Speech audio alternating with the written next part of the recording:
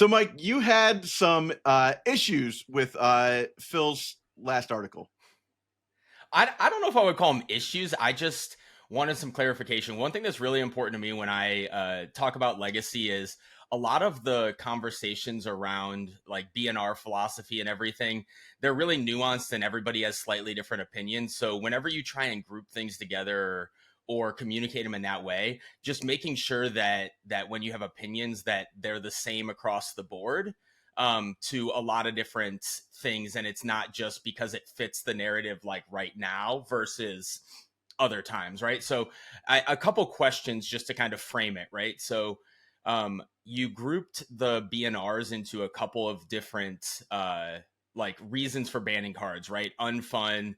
You used the word, I think, oppressors for one of them, and then there was another one. So I'll let you define them, but I just kind of wanted to define them again real quick, and then just tackle some of my thoughts about each of those categories and whether or not they're a realistic category or not. So if you want to just, we could start with unfun if you want. So could you define like what you mean by unfun?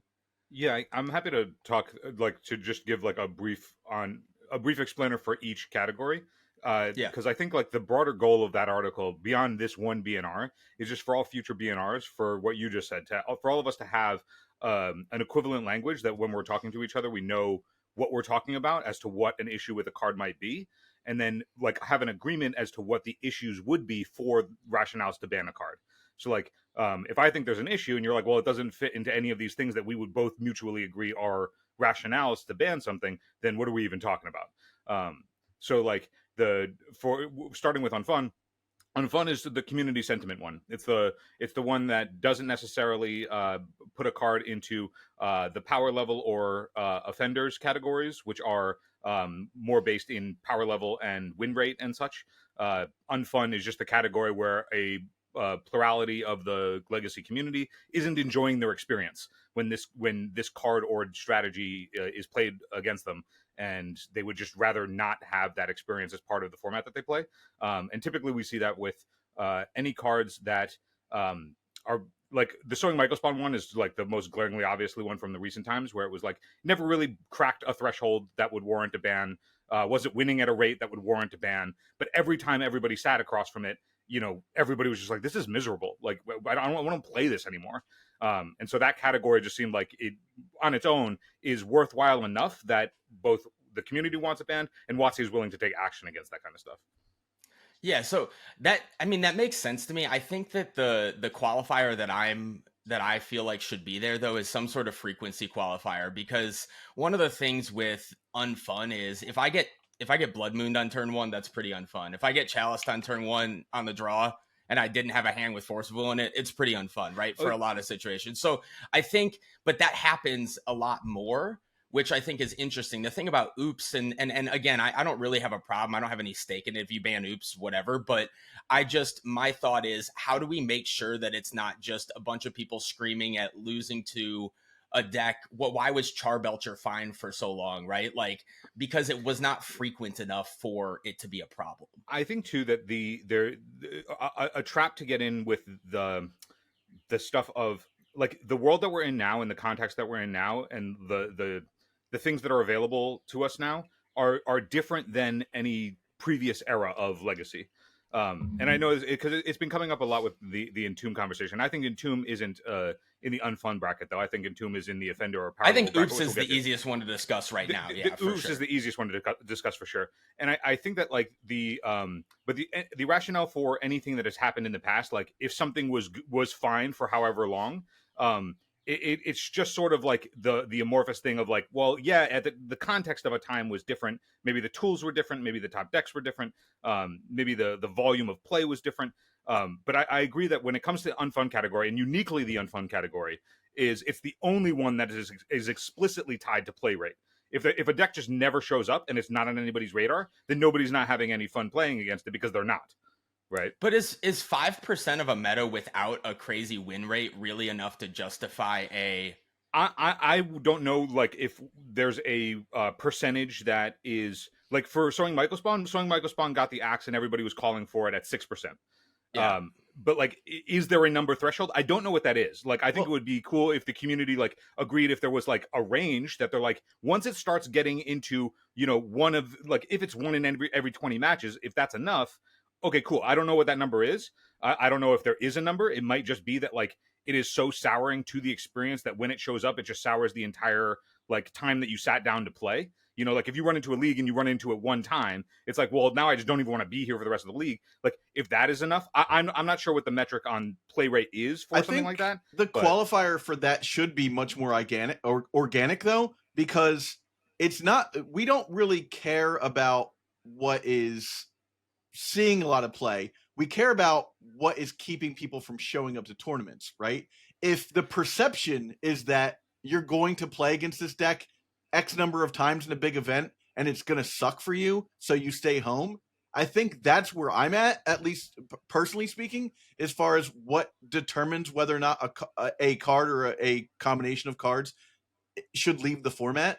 And I think perfect example is with Sowing Microspawn. It wasn't seeing enough play that I think that it maybe not even really was a problem, but the perception was that I'm not going to play control because that card ruins me, and I can't even step out. And then other people are not playing other it basically was a non-mathematical thing that was happening that was keeping people from even showing up to tournaments. I want to point that. Sorry, go ahead, Michael. I was gonna say, but I could argue that Oops never does anything in paper, like hardly ever. And I don't disagree. Including anything recently, including BCDLs, including anything. So like that I'm just saying from a everyone's clamoring for it. And again, I don't have a anything in this race. I don't care if it gets banned. I just care that we have some sort of thing of someone's like, I really hate it. It sours my experience when someone plays Thassa's Oracle against me. Like, it's just the worst thing ever.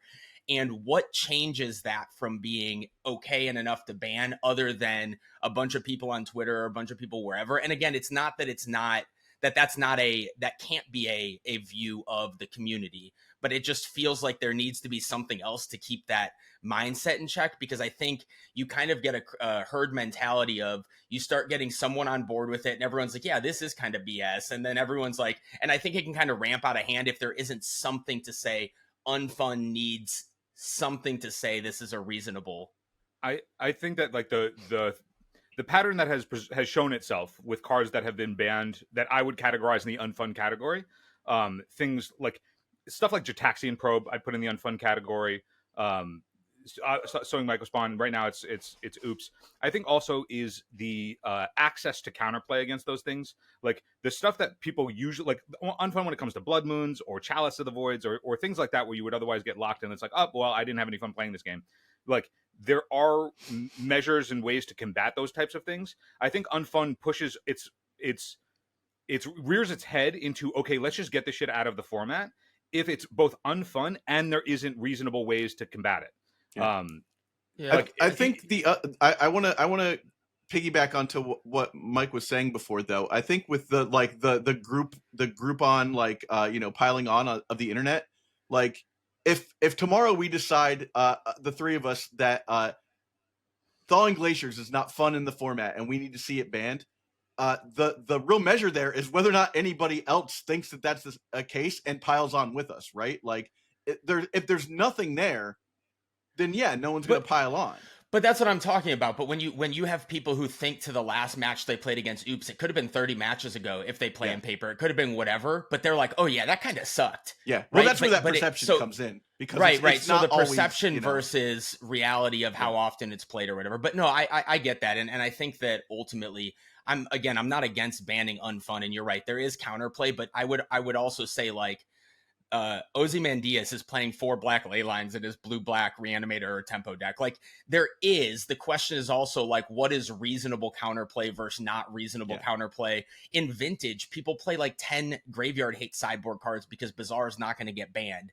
Like, is that reasonable that you should have to have 10 Graveyard Hate cards in every sideboard because Bazaar is not going to be banned? Like, I would just argue that there needs to be some nuance to the conversation beyond just people don't like it. But I don't want to get hung up too long on this one because I want to talk through all of them, but I just want that out there as, like, I think that we should hold ourselves to saying, what is this? and why, how often does it happen, and something, and maybe it's impossible, but it's also like there's going to be people who are rightfully upset Oh at yeah, things getting for sure. banned when they feel like they didn't have a say, and really there's not a this is exactly why it got banned, other than some people didn't like it, you know.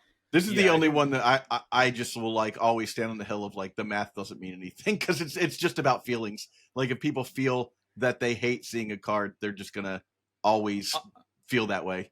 yeah, the unfun category is like this is community driven. It's vibes. Like this like legacy is like the format that it's like, okay, if the legacy community wants to play it, then what are the things that would keep them from playing?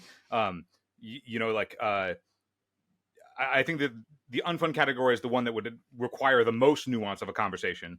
And typically, I think the stuff that stands out in the unfun category are the ones that would be the most egregious outliers. Like when they present themselves, like whatever that would look like in the future, I think like those decks or strategies would sift to the top naturally based on like how the community feels about it. But for sure, there is like it is the most nuanced because there isn't anything like hard factual about that category. Yeah, I think the last comparison that I'll draw real quick, I went on a tear at the beginning of last year with the mono black Saga Echo Storm deck, like Bowmaster's Echo of Aeons. I think I went like 8th, 9th, and 10th in 3 showcases that I played in with it in a row. That deck does some insanely busted things that have very little counterplay to it, with like discard into Echo into kill you, like very, very little counterplay. And it just wasn't frequent. Nobody else played the deck. I did extremely well with it, but everybody's like, hope you had fun, like insert expletive here. Like people people salt all the time when they just had no chance and got killed to me. So like I know that if you just pulled these 2 decks and someone had played against both of them, they'd feel similarly against them. So the question is the threshold, and maybe they're just like, you should ban Echo of Aeons or Entomb for that reason too, because that deck was not fun. But that's kind of, I think that's a good example of something that I feel like I was doing something very similar to what Oops is doing right now, but it just wasn't frequent, so nobody was really clamoring for it. Yeah, I don't know. It's coming to me now just from the vernacular that you use, but it's like when it comes to unfun, salt is okay. We're cool. We're okay with salt. It's sour that we're not. So like if you have an experience and it's like, that's shitty. I lost. I'm so, like, and you're tilted. You're salty. Like it's okay. Our recipe for Legacy can handle a lot of salt. But like once it's like, that's just like gross, man. Like I don't want to play this game anymore. Like this isn't like I don't want this. Like once it's that, I think that's the threshold. I don't know how else to describe it. Like, but I like the idea. It's like it's salty. That's fine. That's on our side of the line. Sour, we're past it. And now we need to have the conversation as to like. I'll contend that that's why Ren and 6 got banned, was from sour. Ren and 6 is in a wasteland format. I don't know about all that. Picking up wastelands. People were sour about getting wasted out of games. Yeah, we've all lost something to the unfun category. But that's kind of my point, right? I hate getting loam locked. I hate getting blood mood. Everything that arguably everything your opponent's trying to do you into do against you in Legacy, you're gonna hate for some sense or another. All right, what's the next one? So I think the easiest one to like get out of the way is power level. Like if something is just like objectively broken, like this was just a design mistake, there's not really like much discussion to have beyond like this is clearly like too powerful for the context. Is that the one you framed as a Oppressor? No. Oppressor's categories that, and there could be more categories. This was just my attempt at like making it, but it's power level, unfun, offenders, and oppressors. Power level. I think power level is fine. You have win rates to define that. That's very easy. Exactly. Like once something is too much, it's too much. Yeah. Pretty easy. And I think usually that's combined with play rate. You're never going to ban like a 1% deck that has a good play rate in a tournament or a good win rate in a tournament because 60% is a good win rate and there was 3 people playing it. This is more of like it has enough of a meta share to give a reasonable win rate saying this deck is too strong, etc., etc. But give a couple examples of those, Phil, of the power level ones. So the power level ones, I would say almost all the Delver bans, and yes, we'll get into the Daze conversation because I think it's interesting, but almost any 2-drop expressive iteration, Ragavan, all of those were banned for power level. White Plume Adventure was banned for power level. I would say almost all of those, they were actively winning too much and taking up enough of a meta share to say that they are winning too much given that meta share. Usually usually the outcomes of a power level outlier that could warrant action against it is both a very high play rate at the same time as a very high win rate. All the blue black reanimator bans would fall into that category as well, except maybe not the troll one. I don't know. I wasn't looking at the data for the troll one. Yeah. So I think that, like as we start to get into offenders and oppressors, I think like as we talk about it, we'll also be able to like sift around things on that are currently on the ban list. Like for like it's like at the end of the day, like troll is like an example of like troll being on the ban list is sort of it's like a joke. It's a joke. Yeah. But it's also a sense that clearly they're trying to. I like it because I like that they did it only from a sense that it shows that they did it in a way that clearly shows that they understand that they're trying to attack what people actually had a problem with, which is the blue black reanimator deck, not reanimator. That blue black reanimator that has a fair side to it is something that people don't enjoy at the win rate and play rate that it has. And I think the troll ban was the least damage to anything else that they could have done while trying to do that. Now, obviously it didn't work at play rate or anything like that, but they tried it. So I think that's whatever, Yeah, there's always going to be like intent when looking at what they're trying to do with each individual ban. And like there are so many cards that you argue that there are like, other things. Like the classic to me is just like, Deathrite is banned, but like Deathrite's power level is inherently tied to fetch lands, right? But nobody's going to talk about like fetch lands being the issue. So like we have to go, but like that's just like an example of like this card in context is so much more overwhelmingly powerful than. But that's also the argument. That's also the argument that people make for like a memories journey ban for Oops is that in theory, it makes you have to play less egregious hate, like only Leyline of the Void or only Grafdigger's Cage, because your Fairy Macabres, your Surgicals, all those do a lot more when there's not memories journey to kind of counter a lot of your graveyard hate. So that's a similar to a troll for me. Is we like that Oops exists, however, we don't want it to be as resilient, which is what blue black reanimator has been by having Tameo, Bowmaster, all that stuff in it. So I think power level we're pretty aligned on. I don't really have anything with power level. I think that as long as there's data, they have the data. If the data supports it, get rid of it, that's fine, like whatever. So then the next category is offenders. And offenders are, in my view, offenders are just like essentially the watch list, like the stuff that we could have the conversation of. Does this reach into the power level? Like, are the numbers there? Does this reach into unfun? Like, what is the experience that everybody's having? Like, the offenders to me are just like the power outliers of the format at the current moment. And like, what is the conversation around those cards? So like the big ones for this upcoming ban list seem to be like Tameo has been in that space as like a headline for it. But it waxes and wanes. Like the offenders at any given time are just like the power outliers, and it's like, here's the conversation we're having around these cards. Are any of these things that need action? You could say like two ban cycles ago or 3 ban cycles ago, Bowmasters was on that offenders list, and it seems to have been moved off of it at this point. The offenders list to me is just like the like Murktide was on the offenders list at one point. Like there's the power outlier cards that people are like, if there were action to take, what are the handful of cards that potentially we could take action against and have the conversation about? But like the offenders category is the one of, this is the ban conversation category. Like, what do we do?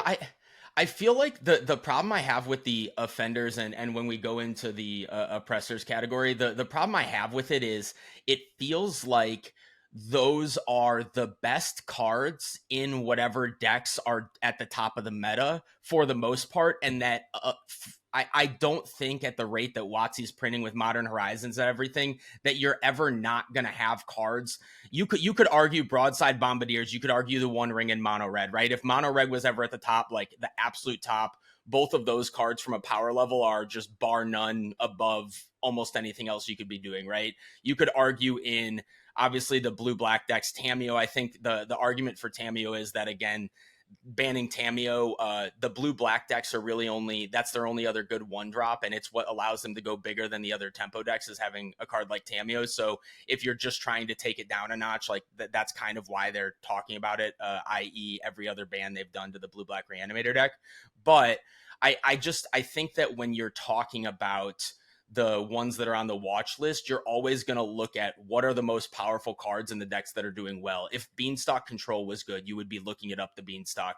If the mid-range decks are good, you're looking at Bowmaster, you're looking at whatever. And I think that is a lot, that shifts a lot on metagaming. And I think that what a lot of people are is they're focused on their one deck or their one archetype, and they're not part of the metagaming. They're not part of the switching. I used to never play online, and now I play a lot of Magic online. And so I switch decks or switch my build of my decks like very frequently.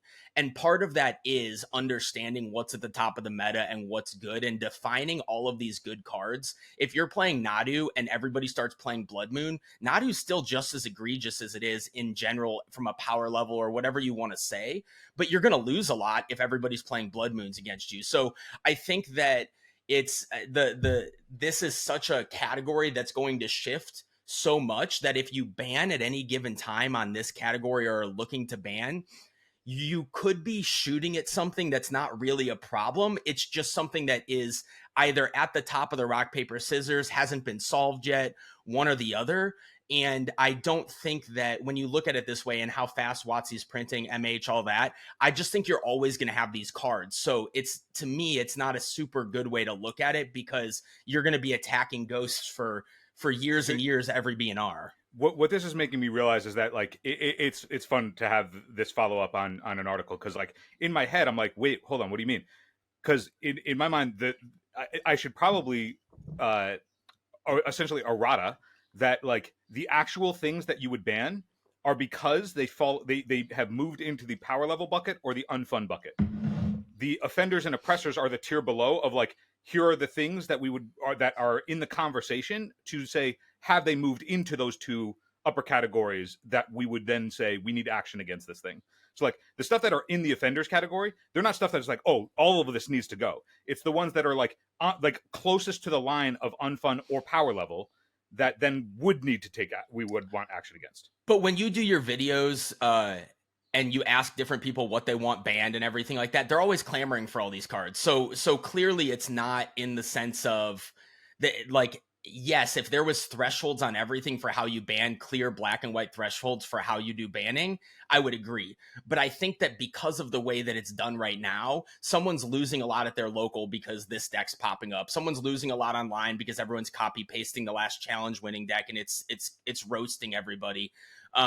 And so I think that when everybody's looking at it, we're all talking philosophy. And when we're talking ban philosophy, I think that it's such a dangerous slope to be looking at cards like this, because then everyone is kind of looking at as, is this card unfun to me? Does it beat me a lot? And everyone's individually feeling how the card impacts them instead of looking at as, can the format handle it? And I think that's why they do less bans in Legacy in general. And I won't disagree, like Grief was 2 ban cycles too late. Like I'm on the same page with a lot of the thoughts, but I do think that people are actively looking for their own look rather than the format health when you're not careful at how you define what cards should be and not be.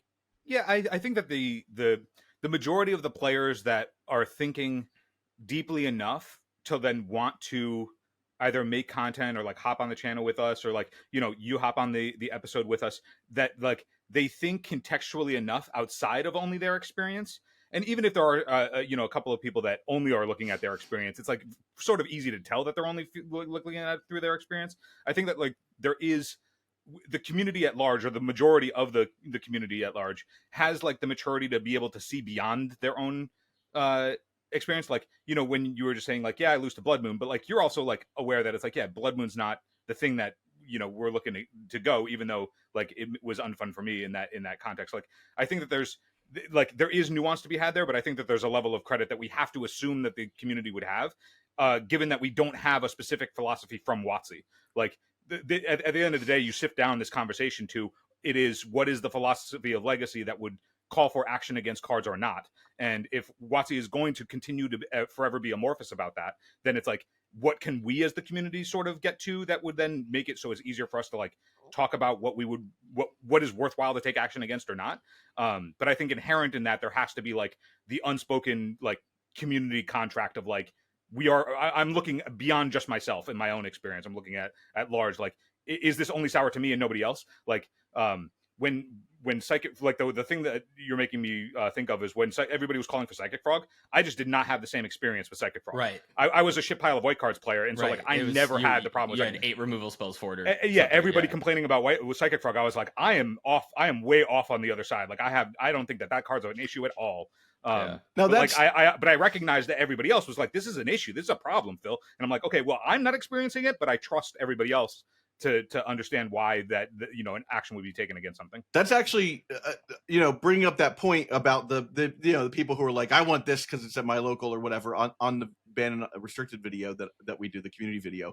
One of the reasons why I do include everyone, because like I've asked people for the time, so I'm not gonna be like, hey, you, like I'm not putting that in, it's ridiculous. That would be crazy and super rude. But one of the reasons why I prefer to keep all that stuff in anyhow is because by contrast, it shows what the outlier opinions are. Like there's always going to be a guy, like I think I love him to death. The very first one we did, Fenrir's Cloud was like, I would get rid of Blood Moon. I would get rid of like everything that would like kill Infect. And it was like very easy to see that there was bias there. And people were like, roasting him a little bit in the comment section, but it's like, yeah, but you guys can all see, like, Watsy's not going to look at that one person on this video of 20 people and be like, oh, he's the right one. They're going to look and be like, yeah, Blood Moon's fine, but everybody, including this guy, was calling for grief, or everybody, or this one guy didn't call for grief, but he called for all these other things. That I like to keep those in specifically for that reason, because it's almost like the exception that proves the rule. Like if there's one person that has a lot of outlier opinions, and then everybody else is like, yeah, Psychic Frog does have to go, but Phil's like, I think Psychic Frog's fine. It's like that actually puts like a giant exclamation point on like that problem, because Phil's going to explain why he thinks Psychic Frog is fine to stay in, and it's going to be like, yeah, well, not everyone plays Swords to Plowshares, so then yeah, maybe it does need to go. Eternal Dirtles is proud to be sponsored by Moxfield. Moxfield is the best Magic the Gathering deck building website on the internet. You can create, share, and find decks from Commander to Legacy, and even fan-supported formats like Pre-Modern and Old School. You can see all of our decks on our Moxfield. Follow the links below to stay tuned. Just for the sake of your guys' time, the last one that I definitely want to hit on is Oppressors, and then I also kind of want to caveat your conversation about control in general, because I think you had some good points, but I think that there's something that I kind of want to tackle with that. So let's do the Oppressors, because I have a couple examples to kind of just ask you real quick. Yeah, my definition of Oppressors are just the cards that would not necessarily be bucketed into power level necessarily at any point, or Unfun at any point, on a case-by-case basis. But for the most part, the Oppressors in my mind are the things that essentially are the cards that define the rails of what is viable in a format at pretty much at all times. Okay. So the Daze and Bowmasters are the ones that I pulled out in the article, and are the ones that are most clear-eyed to me of like, could I do a thing in this format? Oh wait, no, this card exists, therefore no. Like before you even get to gameplay, like just from the structure of what is viable in the format, what are the rules of engagement? If there's a card that is essentially defining those rules of engagement, then like and Oppressors, like you could come up with another word. Like Oppressors obviously has a negative connotation to it. Like you could come up with something that's just like, the guardrails, the That's where I like metagaming, because I think that a lot of this is metagaming and how you play decks that attack other decks. But I understand where you're going with it. But yeah, like insert Oppressors could be any other word that is essentially like, these are the cards that dictate which cards are viable and which cards are not. Yeah, and on a week-to-week basis, that's why I like the word metagaming, because I think in a format, if you know that Daze is everywhere and you play a big control deck that doesn't play into Daze at all, or whatever you're doing, and you know you're going to run into a million Dazes, you're building your deck to beat the fact that you know that a bunch of people are going to play Daze or Wasteland or whatever that ends up being. But the thing, this is the real question, was Counterbalance top an Oppressor? No, I actually think that the rationale for is it, in your definition, is it an Oppressor? Does it make the game about itself and also prevent other people from doing certain things? Yes, because the way that people had to the approach the format was they had to go to an event expecting to be like, how can I break up countertop if I run in against it? So like at the time, the format distinctly slowed down because people would play things like Abrupt Decay, or Crows like, and grip. essentially like Maybe Crows and not Grip one stuff that like, drops. answer cards that essentially like they were like, I have to play these answers in regard to this showing up. Yeah. I would even argue Terminus was part of the oppressor section of that. It made, if you knew that Miracles was very good, it was going to be very hard for you to play a go wide strategy against a Terminus deck. So I think that that's the thing that's important to me, is if we define it that way, I think Counterbalance Top is very easily in your oppressor category. And when I look, sorry, go ahead. just to interject. So using the countertop example, so like then when action was taken against top, then it's like, okay, like starting from here for like the structure of like these categories, it's like, okay, countertop and it is in the oppressor category. At what point do we consider that countertop as a strategy, or Sensei's defining top individually as a power outlier or something that's unfun? Would it move into one of these categories, or both? And if so, at what point do we then want action taken against it? So tell me why Daze is in that category right now. So I think Daze is in that category because like you said, there were certain things that you were like, well, I can't play this into a Terminus. If like Terminus is going to show up in Miracles and like that's going to be a thing, that I can't play my go wide creature strategy or what have you. That I think that like the volume of cards that, and this is the tricky part about oppressors, is I can't point specifically to, oh, this card or these cards would see play if something like Daze wasn't in the format. The reason that they're oppressors, we don't know what those cards would be. We just know that like, okay, well, if we're in a Daze Wasteland world, that like, yes, you can't be playing your 4-drops that get caught by Daze because that would be so backbreaking. So it's like, I don't know what those 4-drops are that like could see play if Daze came off, but like the shackles coming off those cards, however many there are,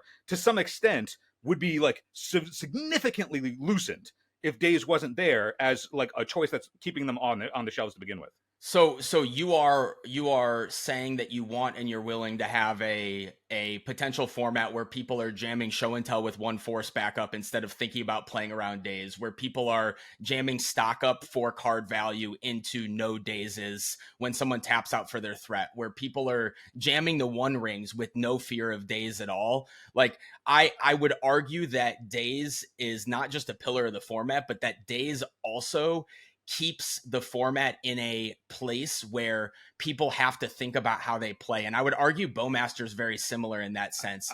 Go ahead. I think on the Daze thing, like the no fear of playing, I think Daze is a double-edged sword in that context though, because like you could also be like, okay, I'm going to show and tell with my only Daze backup because my opponent's tapped out.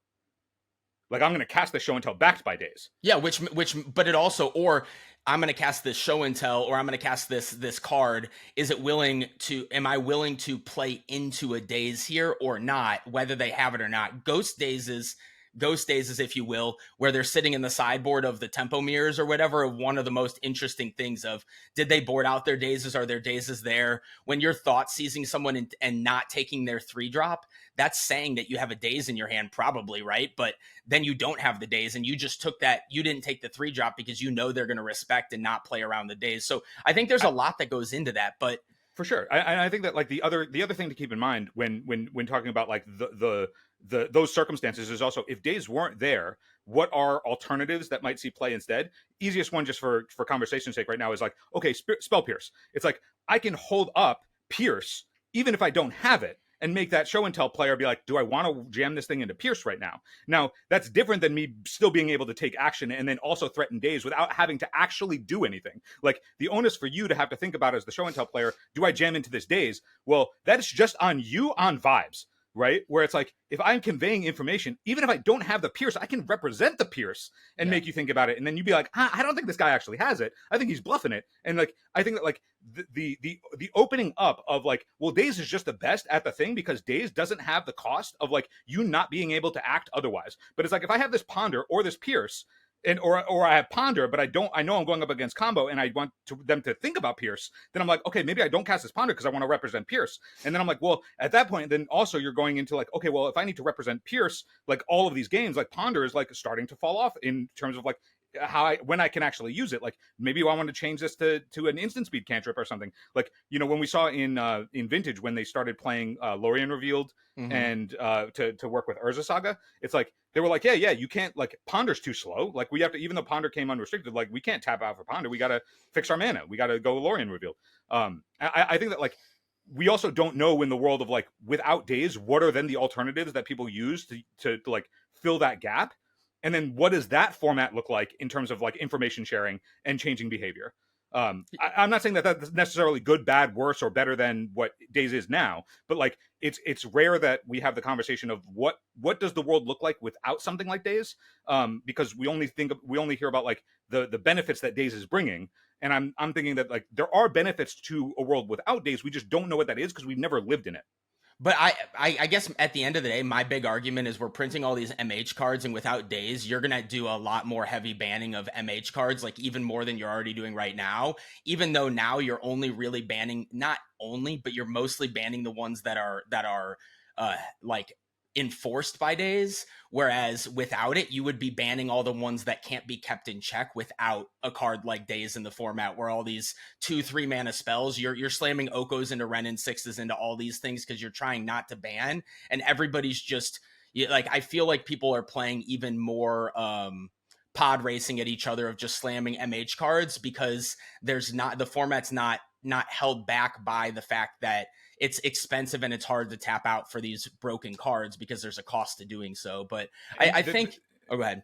I was just gonna say the same lens of, like, if without Daze only bad things will happen, and I'm thinking that, well, we don't know what answers to those things are also then unlocked because Daze isn't there. Like, if all the pod racing is unlocked because Daze isn't there, I don't know what cards might be able to combat those things, but, like, those cards might also not be seeing the light of day because Daze is there.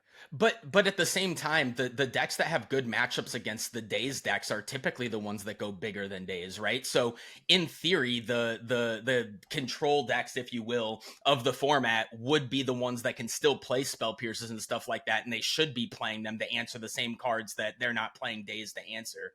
I don't know. It's interesting for sure. I think that's the part where it's like, who knows? Like, there's so much nuance to this because it's all, like, hypothetical of, like, what the world might be with or without. So, like, that's why it's like this is one of the categories where it's like, yeah, it's like clearly this card is, or cards are the ones that are, like, altering and changing this kind of behavior. But, like, is that good? Is that bad? Is that, you know, I think that, like, the conversation we're having right now is, like, exactly the kind of conversation that I would hope that, like, people talking about Oppressors would. Wizards has the chance to do the funniest thing, guys, and ban Daze specifically for the North American Eternal Weekend, and then unban it for the other two Eternal Weekends. That's funny. Yeah, I am personally, well, no, because the BNR is right before EW. Well, it's before one. Like, there's. I understand. There's I understand. One it's after the other ones. Yeah. But I don't know. I'm very, very against Daze, and it's not because I'm not a big tempo gamer. I'm starting to play more tempo decks to kind of just, like, widen my horizons. But I just think that I really like the way that it is one of the parts of the format that holds it in how I enjoy the format. But I just, for the last kind of point around the control archetype and stuff like that, when you look at, I come from a stance of, I know you said it. I do not think that you need to have a sit back control deck that doesn't tap out in the format. I think that when you look at control decks, you don't have Counterbalance Top. Counterbalance Top was mostly a hard lock, right? It wasn't exactly, there were ways to get out of it, but, like, the whole concept of Counterbalance Top was it did a lot of the heavy lifting of keeping you protected until you eventually win the game, right? Like, that's what it did. Terminus helped with that, and that was how that deck operated. Now, the threats are a lot better. The top decks are better. The reason that Ant doesn't see play where Doomsday does is because Ant has discard spells and your opponent can just top deck other really good cards, right? As much. Doomsday plays Force of Will is just as fast, so it can interact with a bunch of very good cards because your opponent has to spend resources in order to put them on the stack, and then you can counter them or whatever that looks like versus discarding into the top of their deck.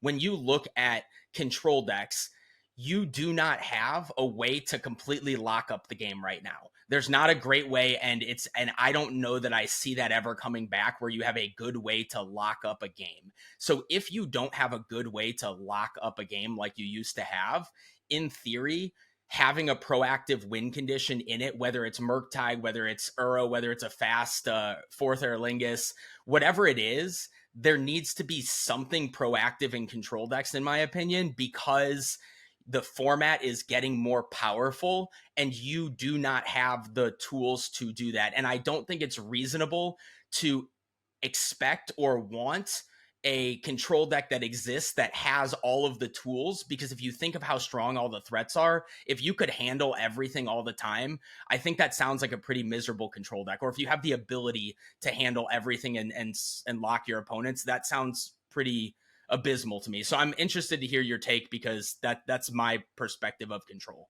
Gone are the days of Forbidian. Yeah, I do think that control should have a meta share, but I think Beanstalk control is a perfectly fine version of that. I think that like a Murktide control deck or whatever else that has some finishers is perfectly reasonable. I don't think that passing the turn 3 turns and then setting up a Terminus is something that needs to be a relevant deck. Yeah, we're in agreement. No. So what is your thought on, so like the question is then is, you said banning Bowmasters so they can do that. I don't think that Bowmasters messes up most control decks to where they can't operate. Oh, I see what you're asking. Yeah. So I had put Bowmaster in as flagging it as an oppressor, because they're in the same way it is doing things where it's like, well, there are a plethora of cards that like we can't, like, they can't see play because getting blown out by Bowmasters would be too strong. The rationale for like my articles in particular of like why I wrote it as like the argument for banning Bowmasters. Bowmasters, I think, is an oppressor regardless of like, you know, the control argument at all. It is like just the cantrip cartel being oppressed by it. No. Like also like, you know, like X1 creatures that aren't part of combo decks or whatever are okay. Like it's really hard to play into a Bowmaster meta. Like just in that view, the same way that like, you know, three mana spells that aren't game ending or 4 mana spells that aren't game ending are sort of pushed out because Daze is around and it would be too difficult to get caught by Daze outside of like Ancient Tomb decks. The same way that I think like Bowmasters is hard locking essentially a bunch of cards that could see play or could be legacy viable, but can't be because that card just shooting it down. In the same way that like when Ren and 6 was around, like shooting everything down for free is too easy. But like, can I give you a counter example real quick though? Yeah, please. On that.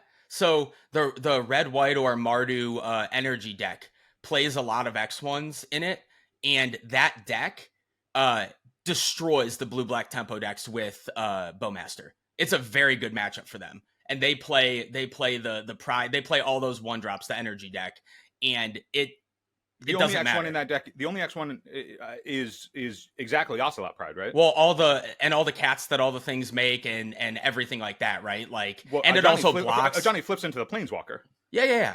But then you can just kill it, right? You just like attack Johnny, it. Or? Yeah, you can just attack the Johnny.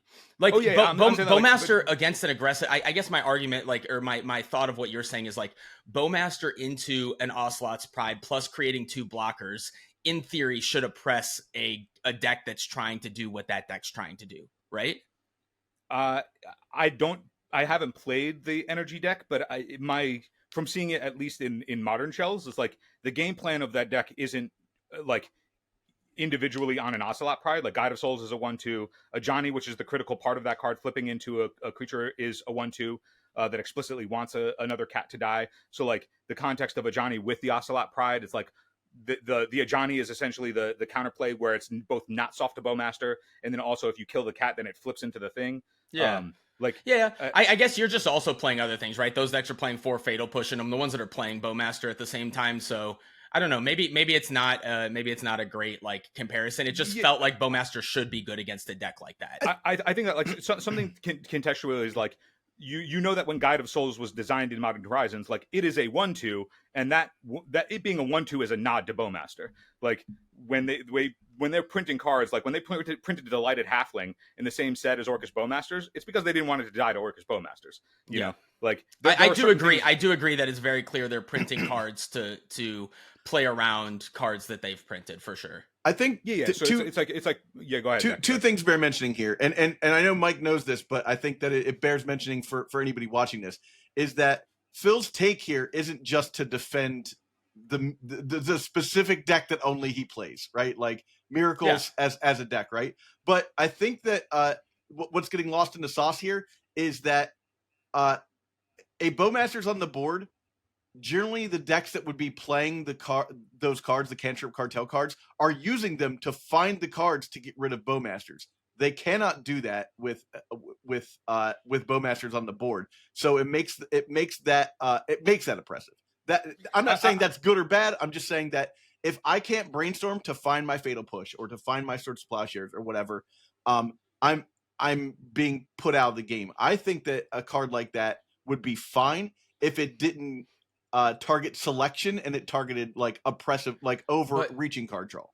But Zach, doesn't Chalice of the Void do that too? It stops you from finding ways to answer stuff. You put a Chalice on one so your opponent can't cantrip looking for stuff. Doesn't Blood Moon do that so you can't use your I do. I mana? technically like so without putting them into the oppressor category that Phil's talking about, I would say that they oppress the format, but do they need to be banned? That's a whole nother discussion. I also think that there's a difference too. Like those cards are symmetrical. They aren't also the things that kill you simultaneously while locking you. Like there's some nuance there between like, yes, Chalice cuts off all the cantrips, but in the process, it doesn't kill you also. No, but it prevents you from finding an answer, so then you can play your card that kills them, right? So like it's not exactly the same, but it's part of a plan. Neither does the Bowmaster as a 2 mana 2/1/1s. It kills you because in order to find threats, you're searching for them with cantrips and stuff like that, right? So whereas with Chalice, you just can't cast your cantrip. So if you don't have the cards you need in your hand now you're going to die anyway. I think it's kind of a similar, it's just different because the cards are different, but they do something similar in like playing a turn 1 Nomad makes you have to think about whether you have to answer it or whether you're going to die on turn 2 to a Cephalid Illusionist, whether or not they have it in their hand, right? And there's a lot of the format that good legacy decks do that. Good legacy decks have a bunch of cards in them that make you make decisions based on what they're doing. And Bowmaster is a good example. People brainstorm on turn 1 now. And used to be memed. You got memed on if you brainstormed on turn 1, but now it's like if you see a fetch land or an underground sea on turn 1, like you can just cast your brainstorm in some situations. I think that there's more nuance to the faster brainstorms as well, because games end faster. Yeah. And so the mana that you would have to spend the brainstorm in not that turn also is fewer and far between. Yeah, that's like, true. That's true. The format being faster, like you know, like how much mana or how much time you will have to spend your mana, it has also like significantly decreased from times when the heuristic of like, oh, end step turn 1 brainstorm, that's laughable. Yeah, like when I think about all of these different things, though, I think about how all the decks have changed over time to kind of implement these cards. You think of the prison decks that used to just be like Tangle Wire stuff. Now they have such proactive wins to them. Now you have Bombardiers, you have the One Ring, you have all that Pyrogoyf, like they're aggressive now. And that's kind of when I look at Control, that's why I really, and I know that you weren't like arguing it per se, but that's why I look at all these other decks and I say every other deck has warped from being something else to what it is now. Manaless Dredge to having mana in it. The Ancient Tomb decks from being just prison decks to prison plus kill you, the control decks and mid-range decks going a little bit bigger with Kaito and Nadu now. Like I think that the way the format's kind of shaped is that as it gets more powerful, you implement you don't have time to just sit back, whether it's a prison deck or whether it's a control deck or even whether it's a combo deck. Combo decks now either have Force of Will or they're blazingly fast because you don't have the time to sit around and just let your opponent do what they want to do. So I guess my question to you is, in a format like that, how many layers deep do you have to go to not have that, to get the, oh, I love 2018 Legacy and I kind of want it back? Like how many cards you got to ban, 20, 25 cards to get anywhere near like that the format not being what it is, and arguably you'll probably have to ban half a dozen every year to keep it there. Yeah, sorry. What's the question? How so if we're looking at like Bowmasters as an oppressor and all of these different cards as oppressors, how many are you going to have to start peeling back layers of Beanstalk after Bowmaster, or Oh, like how many layers are you going to have to start banning if so you start taking action on them? I think that the difference excuse me, the difference between oppressors and offenders are just like the most powerful cards. Like a bunch of the cards that you mentioned, like I would put them more in my mind as an offender category than an oppressor category. Okay. The oppressors to me are like the rationale for putting a card in the oppressor category is they are the cards that like tell you or tell players what cards they can and cannot play. Like if you're playing, like, the One Ring is very clearly a power outlier, right? Yeah. It is an offender for sure, right? It is one of the most powerful cards in the format. But like the One Ring existing in the format doesn't mean that, like, oh, I'm not thinking, oh, the One Ring exists, I can't play this thing. Now there are things that are like, Don't play Shatter. there are worse 4-drops, right? Like there are things that are like compared to like Up the Beanstalk isn't an oppressor. It's the best at what it does, but it's not saying like, oh, Up the Beanstalk exists, therefore I can't play these things, right? Like Daze is like, Daze being in the format is like, I can't play certain types of cards. Bowmaster exists says there are a bunch of X ones that I really can't play. I can't play Brain Surge. I can't play these other things because Bowmaster's in there. Like to the extent that like, so much so that I'm like, I need to make a different card choice because the cards that are dictating the terms of engagement are those things, and that those are the oppressors. Those are like the ones that are saying these are cards that could be playable in Legacy but don't see play because these oppressors exist. Where the power outliers are just like, nobody's like, oh, I can't play this card because Tameo exists. Hey, Legacy fans, since you're enjoying the show, please like and subscribe the video. It helps the channel grow. Support Eternal Turtles on Patreon so we can create even more content and cover events. Patreons get an ad-free RSS feed, 4 bonus episodes a month, and Discord recognition. Join the Dirtle Maniacs at patreon.com/eternaldurtles. Now back to the show. Right? Do you, like Tameo is clearly a power outlier. Though, but do you, well, I mean, Empty the Warrens is arguably unplayable because of Tameo right now. But anyway, I think like, do you not think though that decks have that effect? The One Ring being in a deck means that you have to be able to end the game really quickly or have an answer to something like that. Otherwise, your deck's not really viable.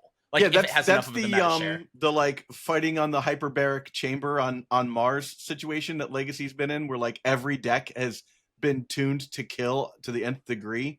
So now we're all like, if you power one deck down, let's say we ban Entomb, right? And Reanimator goes down. Everybody else is still fighting on what Reanimator's plane was, just Reanimator's slightly less powerful. Is that what you're getting at?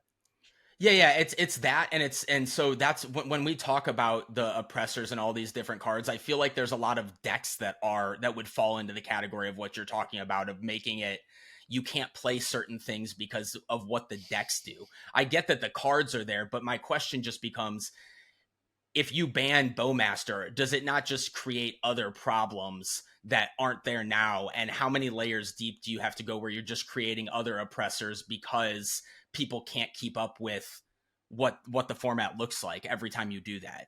I think that the what ifs on the back end of action, like for all the things that we've talked about, whether that's Daze, Bowmaster, any of the power outliers, whatever they decide to ban on the 30th, that like whatever happens in the slippery slope after the fact, I think is really difficult at best to try and decipher without the action actually happening. I think that like the action that can be taken can always be undone if there is like some other, like if they ban Daze and then suddenly it's just the Wild West of like all the shit and everybody's like, whoa, this was really bad, like we really need Daze back. Like they can always undo that action, but until action is taken, then all of the hypotheticals are just these hypotheticals that we don't actually have any context to know whether or not that is how the behavior would change, you know? Like when Tarmogoyf was reprinted in Modern Masters or whatever it was, like everybody thought that was going to bring the cost of Tarmogoyfs down. But what happened was everybody got a single Tarmogoyf and then everybody wanted a set, and then the price of Tarmogoyf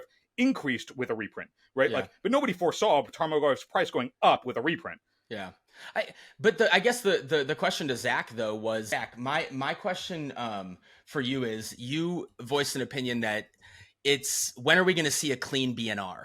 And I think that a lot of the questions that we've kind of worked through today is my fear that if we keep trying to cater a format without very specific uh, kind of ways to determine what to ban, or we start categorizing and banning cards based off that we're going to keep peeling back layers. And I'm not sure we will ever have a clean BNR if we look at it that way, instead of accepting some of the new power levels we're at and say that we don't really have an opportunity to undo it at this point. We are at a different level. And I think that that's the definition that I want to like ultimately get to as a community, is what is this new level of power level, and make sure that we're framing our conversations around that.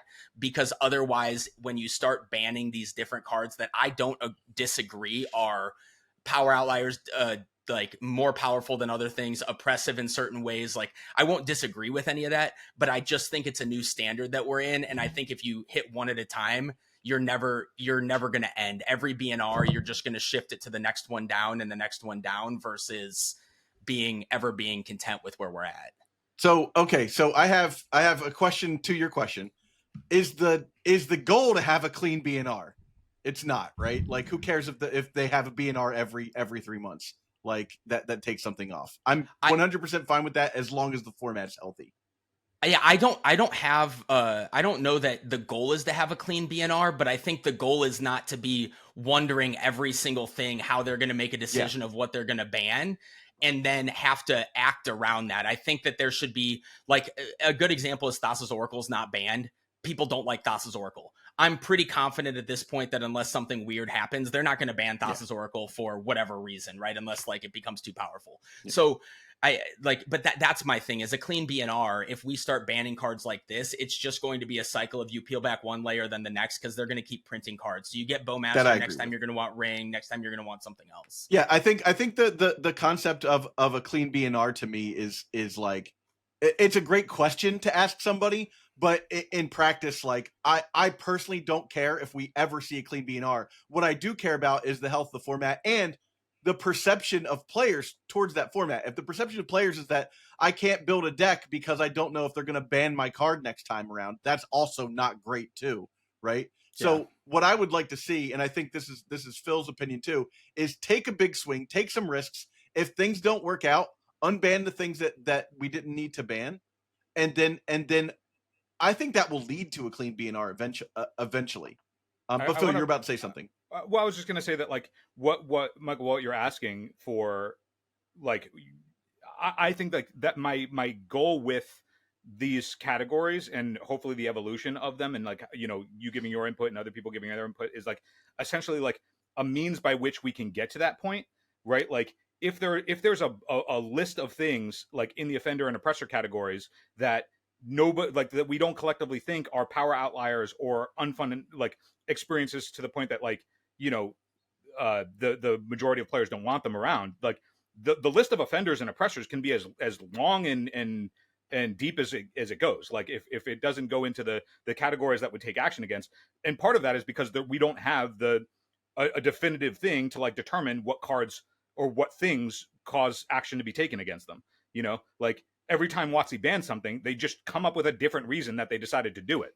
And it's like if there was a collective thing between us and WotC, like us talking about, like, you know, we just had a 20-minute conversation about Daze, and Daze comes up in every BNR, and it's always for the same reasons. And every time they ban something, it's typically because Daze is part of the calculation as to, like, well, we don't want to get rid of Daze, we're going to get rid of the thing that Daze was pushing, or facilitating in some way to make it so that it was like unbeatable. Like Ragavan comes to mind, like a turn one Ragavan backed by Daze was just game over. It's like, okay, well, it's like if they're not going to explicitly say we're never banning Daze, stop talking about it, we will always ban the thing that Daze pushes, get used to it. Like, that would be great if they just explicitly said that, and then we're not going, oh, are we just going to ban everything for the rest of time? If WotC's like, we will ban everything for the rest of time because we will protect this horse.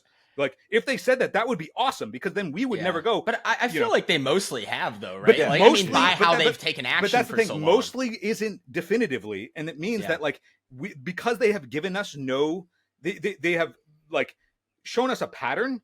But they have, but they always walk that pattern back. They always do something and then say, but we'll keep an eye on it.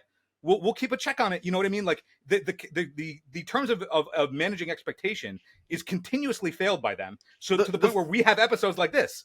Yeah, the funny thing about that, Phil, is that they could make that. They could say Daze the Pillar, we're not going to ban it, and people would then be allowed to move on, and they can reverse that anytime they want because it's But their the game. I don't know. We You have something called the reserve. We have something called the reserve list that people are pretty opinionated on, which Sure, is like yeah. WotC ever definitively saying anything. And I think that that's really the only thing that we've ever had that has been like hyper definitive that WotC said. The difference though is that if they're hyper definitive and that at any point they were just like, hey, remember when we were definitive, we decided to not be. The difference is They have changed the reserve list. The time between them being definitive, like let's say on the 30th, they're like, here's the definitive things, blah, blah, blah, blah, blah.